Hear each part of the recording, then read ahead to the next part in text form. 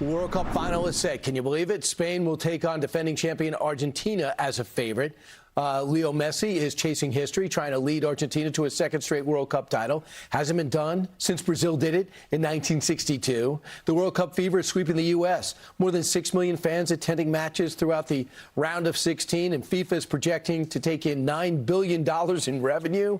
The numbers just show how far soccer has come since the U.S. hosted the World Cup in '94, which was the most highest grossing revenue World Cup ever. Major League Soccer launched 2 years later and has since tripled from 10 clubs to 30 clubs. Joining us now is the man who was at the hump of it all, the author of The Big Bounce, Alan Rothenberg, chairman and CEO of the '94 World Cup Committee. Brad also ran the Olympics in the '80s, the soccer division there, launched the World Cup. The World Cup, excuse me, the MLS Cup was named after you, Alan, for a while.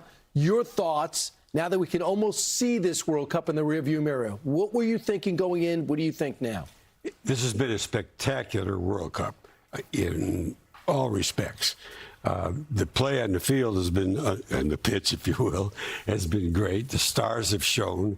The TV audience of 40 million viewers of the U.S.-Belgium game just shows how much interest there is in this country, all of which I think is going to lead to an exponential continued growth of the sport at all levels. So when you talk about 48 teams instead, and now they might expand to over 60 teams next time around, would you be for expanding the number of teams involved? Absolutely. As it was proven this time, there was a lot of criticism beforehand that countries that weren't up to it were going to be coming in. Well, most of them really played very well, played competitively, scared the heck out of some of the big teams.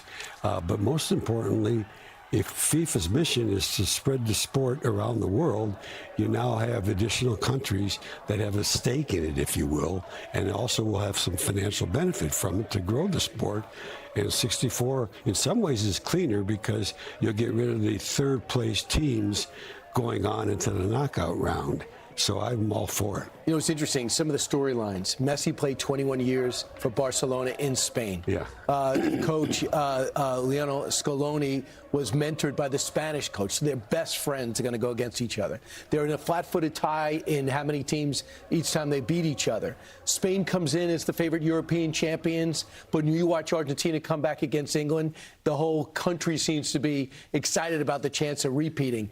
A defending champ goes in as the underdog. It's kind of exciting. It really is. And, you know, a lot of people, including myself, thought, well, you know, it's an older team. They won't be as good as they were 4 years ago. Argentina has been pulling off one miracle after another, including, obviously, this last match against England. So how does Major League Soccer build off this? We watched the women get 40,000 plus at MetLife Stadium in the NWSL, all right? So now how does the MLS build off this? Well, they're already planning a campaign, obviously, and I think it's going to be successful. You now have a whole new group of potential fans who have been turned on by the sport. You're going to see, you know, they're resuming play today.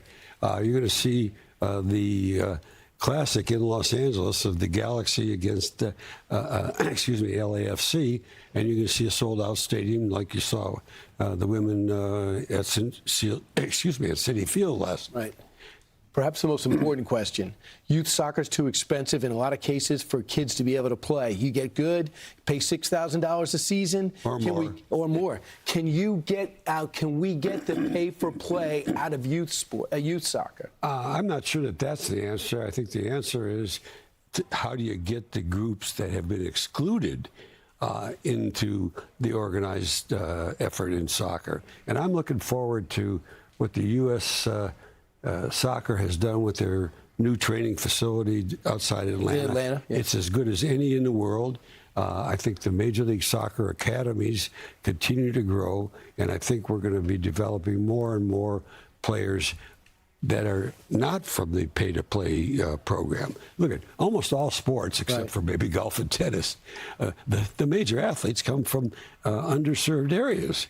They're not privileged suburban kids who basically, they may love their sport, but they're doing a lot of other things. Whereas the kids in underserved communities, they're doing it year-round. And I think the other thing, the U.S. Soccer Foundation, which was created with a surplus from the '94 World Cup, has built 1,000 mini pitches around the country and continues to do that, so that in these neighborhoods where they don't have a lot of big fields and also where they can't afford the $6,000 to $20,000, kids have a chance to play. Bank of America is doing a lot. They had a great program. Brian Moynihan is here talking about it. Alan, you've got to be proud. You have so much to do with the success we're experiencing right now. Great to see you. Enjoy the game on Sunday. Thank you. You Hope too. to see you out of the field. Meanwhile, straight ahead, be sure to watch the World Cup final this Sunday, 3 o'clock on Fox and Fox Sports 1. It'll be streamed live. We got a great pregame show, too, so check that out. More Fox and Friends in a moment.